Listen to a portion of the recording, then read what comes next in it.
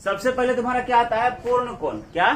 पूर्ण कोण। पूर्ण कोण किसे कहते हैं? तो जिस कोण का मान 360 डिग्री होता है, या वह कोण जो 360 डिग्री का हो, उसे पूर्ण कोण कहते हैं। ठीक है। पूरक कोण किसे कहते हैं? तो पूरक कोण को अंग्रेजी में कहते हैं कॉम्प्लीमेंट्री एंगल। क्या कहते हैं? Complementary angle. पूरक कोण किसे कहेंगे? देखो, मान लो एक ठो कोण ये और एक ठो कोण ये है। अगर इस दोनों कोण को आपस में जोड़ दे और दोनों मिला के 90 डिग्री पुट जाए, 90 डिग्री को समकोण कहते हैं। तो जब दो कोणों का योग 90 डिग्री या समकोण के बराबर हो, तो उस दोनों कोणों को एक दूसरे का पूरक कोण कहते हैं। जैसे मान लो ये 60 है, ये 30 है, दोनों मिला के 90 हुआ, तो इस 60 जो है इस 30 का 90 कहलाएगा, ये पूरक कहलाएगा, और ये जो 30 है इस 60 का पूरक कहलाएगा। बस समझ में आया? उसी को लिखे हैं कॉम्प्लीमेंट्री एंगल में कि यदि दो कोणों का योग 90 डिग्री हो या समकोण हो, तो उसे एक दूसरे का पूरक कोण कहते हैं। जैसे 30 जोड़ 60 90, तो 30 का पूरक 60 हुआ, 60 का पूरक 30 हुआ। या 45 45 90, तो 45 का पूरक 45 और फिर 45 का पूरक 45। कोई दिक्कत? तीसरा होता है समपूरक कोण, जिसको कहते हैं सप्लीमेंट्री एंगल। समपूरक कोण, सप्लीमेंट्री एंगल। देखो इसमें वही बात, जब कोई दो कोण आपस में जुटे और दोनों का योग 180 पुट जाए, ठीक, तो वे दोनों कोण एक दूसरे का समपूरक कोण कहलाते हैं। ठीक है। जैसे मान लो ये है 100 डिग्री और ये है 80 डिग्री, दोनों को जोड़ेंगे तो 180 पुट जाएगा। इसका मतलब हुआ कि इस 100 डिग्री के लिए ये जो 80 है वो समपूरक कोण हुआ, या इस 80 के लिए 100 डिग्री क्या हुआ, समपूरक कोण हुआ। बात समझ में आया? उसी को लिखे सप्लीमेंट्री एंगल में कि यदि दो कोणों का योग 180 डिग्री हो, यदि दो कोणों का योग कितना हो, 180 डिग्री हो, तो वे दोनों कोण एक दूसरे का समपूरक कोण कहलाते हैं। ठीक है। जैसे 60 और 120, 60 और 120 को जोड़ोगे कितना हो जाएगा, 180। तो 120 का समपूरक हुआ 60 और 60 का समपूरक क्या हुआ, 120। 100 में 80 जोड़ोगे तो 180 हो गया। इसका मतलब हुआ कि 100 का संपूरक कोण 80 डिग्री हुआ और 80 का संपूरक कोण 100 डिग्री हुआ। कोई दिक्कत? इसके बाद तुम्हारा लिखा है सम्मुख कोण, यानी वर्टिकल अपोजिट एंगल। देखो इसमें क्या होता है, जब भी कोई दो गो भुजा आपस में प्रतिच्छेद करेगा, जैसे मान लो एक ठो ई हुआ और एक ठो ऊपर से, देखें कट से वहां से देखो, यहाँ मान लो एक ठो भुजाई है, एक ठो भुजाई है, इसको वैसे काट दिया, इसे काटा, यहाँ पर देखो 4 गो कोण बन रहा है। एक कोण ये बन रहा है, एक ठो ये बन रहा है, और एक ठो ये बन रहा है, और एक ठो ये बन रहा है ना। तो जब भी कोई दो भुजा आपस में एक दूसरे को प्रतिच्छेद करेगा तो 4 कोण बनेगा।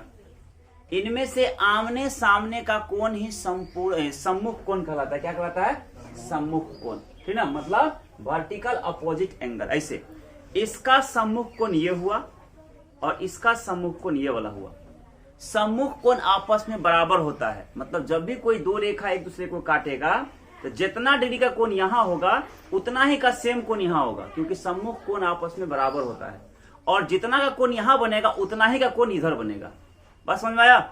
उसी को देखो क्या लिखे हैं, उसी को लिखे हैं कि जब एक सरल रेखा दूसरी सरल रेखा को काटती है, जब एक सरल रेखा दूसरी सरल रेखा को काटती है तो 4 कोणों का निर्माण होता है। उनमें से आमने सामने के कोणों को सम्मुख कोण कहते हैं। जैसे इसके सामने का ये कोण सम्मुख कोण है तो बराबर होगा, और इसके सामने का ये कोण सम्मुख कोण है, बराबर होगा। बस समझ में आया? और सम्मुख कोणों का युग्म आपस में क्या होता है, बराबर होता है। कोई दिक्कत? फिर लिखे हैं सम्मुख कोण के बाद तुम्हारा एकांतर कोण। देखो एकांतर कोण को कहते हैं अल्टरनेट एंगल। इसमें क्या होगा, कम से कम कोई दो या दो से अधिक, कम से कम दो, यानी जब कोई दो रेखाओं को कोई तिर्यक रेखा काटती है तो उस समय एकांतर कोण बनता है। ठीक है। जैसे सपोज कर लो कि ये दो रेखाएं हैं, समांतर है, ऐसे है, ऐसे दो रेखा है, और इसको कोई तिर्यक रेखा से काटेगा। और छड़ी है क्या? नहीं है, छोड़ दो। देखो यहाँ क्या लिखे हैं, दो या दो से अधिक सरल रेखाओं को यदि कोई तिर्यक रेखा काटती है, जैसे देखो एक AB और दूसरा CD, दो रेखा है, उसको एक तिर्यक रेखा PQ काट रहा है ना। उसी को लिखे हैं कि जब दो या दो से अधिक सरल रेखाओं को कोई तिर्यक रेखा काटती है तो उन रेखाओं के अंतरंग में बने हुए दोनों कोण एकांतर कोण कहलाते हैं, जो तिर्यक रेखा के दोनों ओर एकांतर क्रम में हो। मतलब देखो यहाँ वाला यहाँ वाले के बराबर होगा, मतलब ये जो कोण होगा इस कोण के बराबर होगा। ये दोनों एकांतर कोण कहलाएगा, अंदर में, बाहर में नहीं। और यह जो कोण है इसके एकांतर कोण में होगा, मतलब कोण 1 और कोण 2 एकांतर कोण कहलाएगा, कोण 3 ये वाला और कोण 4 ये वाला एकांतर कोण कहलाएगा। और एकांतर कोण भी आपस में क्या होता है, बराबर होता है। जितना डिग्री का कोण यहाँ बनेगा उतना का कोण यहाँ बनेगा, और जितना का यहाँ बनेगा उतना का यहाँ बनेगा। बात समझाया? उसी को लिखे कोण 1 बराबर कोण 2 और कोण 3 बराबर कोण 4। कोई दिक्कत नहीं ना? कोण जिसको कहते हैं क्रॉसपॉन्डिंग एंगल, क्या कहते हैं, क्रॉसपॉन्डिंग एंगल। ठीक। संगत कोण का परिभाषा क्या लिखे हैं कि किन्हीं दो सरल रेखाओं को, कोई भी, देखो दो सरल रेखा है ना, किन्हीं दो सरल रेखाओं को यदि कोई तिर्यक रेखा काटती है, मतलब दो समांतर सरल रेखा हो, उसको तिर्यक रेखा क्या कर रहा हो, काट रहा हो, तो तिर्यक रेखा के एक ही ओर के अंतःकोण, देखो तिर्यक रेखा के एक ही ओर, इधर चाहे इधर के अंतःकोण और सामने के बहिष्कोण का संगत कोण जो है ना, बहिष्कोण को संगत कोण कहते हैं। और संगत कोण आपस में क्या होता है, बराबर है। देखो ये वाला और ये वाला तिर्यक रेखा के एक ही ओर में और एक ही एंगल में, देखो तिर्यक रेखा के इस साइड में है और समांतर है ना, जैसे रेखा समांतर रेखा उसके ऊपर में भी है तो ऊपर में भी है। ये एक और ये दो, जो दोनों आपस में कोण क्या है, संगत कोण है। या वैसे ही तिर्यक रेखा के एक ही ओर इस साइड में और दोनों समांतर रेखा के ऊपर की ओर ये वाला कोण और ये वाला कोण क्या है, संगत कोण है। बस समझ आया? या ऐसे भी कर सकते हैं, तिर्यक रेखा के इस साइड में है ना, और इसके नीचे ये वाला जो कोण है, ये वाला कोण इसके बराबर होगा, ये संगत कोण होगा। या ये वाला जो कोण है ये इसके बराबर, ये संगत कोण हो जाएगा। कोई दिक्कत समझने में नहीं ना? इसके बाद लिखे अंतःकोण, जिसको इंटीरियर एंगल कहते हैं। अंतःकोण में क्या है कि जब दो या दो से अधिक रेखाओं को कोई तिर्यक रेखा काट, देखो दो कम से कम या दो से अधिक रेखा को कोई तिर्यक रेखा क्या कर रहा हो, काट रहा हो, तो उन रेखाओं के अंतरंग में बने हुए कोण अंतःकोण कहलाते हैं, है ना, है ना। तिर्यक रेखा के, जो तिर्यक रेखा के एक ही ओर बने हो, देखो तिर्यक रेखा के एक ही ओर ये वाला कोण कह दो, चाहे तिर्यक रेखा के ये वाला कोण कह दो, लेकिन अंदर में होना चाहिए, मतलब ये वाला कोण और ये वाला कोण दोनों आपस में क्या है, अंतःकोण है। और अंतःकोणों का योग 180 डिग्री होता है। कितना होता है, 180। मतलब कोण एक ये वाला और कोण ये दो वाला, यानी एक और दो ही जो कोण है दोनों को आपस में जोड़ोगे 180 फुट जाएगा। और ये कोण एक और ये कोण दो आपस में क्या कहलाएगा, अंतःकोण। उसी प्रकार कोण 3 और कोण 4 आपस में क्या कहलाएगा, अंतःकोण। और इस दोनों का मान अगर जोड़ दोगे तो कितना हो जाएगा, 180 डिग्री हो जाएगा। उसी को लिखे हैं कि जब दो या दो से अधिक रेखाओं को कोई तिर्यक रेखा काटती है तो उन रेखाओं के अंतरंग में बने कोण को अंतःकोण कहते हैं। और तिर्यक रेखा के एक ही ओर बने दो अंतःकोणों का योग कितना होता है, 180। कोण एक बराबर नहीं, कोण एक और जोड़ कोण 2, मतलब यहाँ पे जितना मान रहेगा और यहाँ पे जितना, दोनों को जोड़ेंगे तो कितना पड़ जाएगा, 180।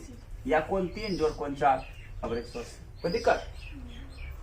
एक होता है बहिष्कोण। देखो कोई भी त्रिभुज जब है और त्रिभुज में कोई बहिष्कोण, बाहर का कोण बन रहा हो, यह जो कोण है ना, इस कोण के और इस कोण के योग के बराबर, दोनों में जितना होगा, दोनों मिला के जितना होगा उतना अकेला ये हो जाएगा।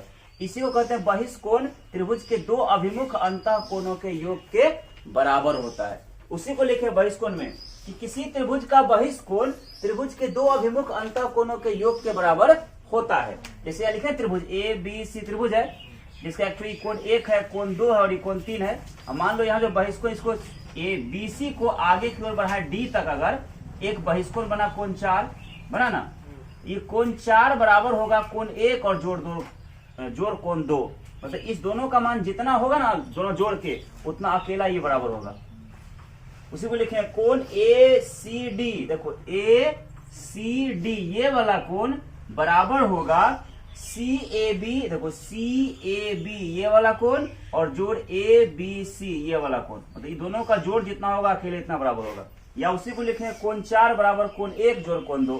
कोण 4 जो है कोण 1 और कोण 2 के योग के बराबर होगा। मतलब किसी त्रिभुज के एक भुजा को आगे की ओर बढ़ाने पर बना बहिष्कोण त्रिभुज के दो अभिमुख अंतःकोणों के योग के बराबर होता है। कोई दिक्कत? कॉन्सेप्ट खत्म।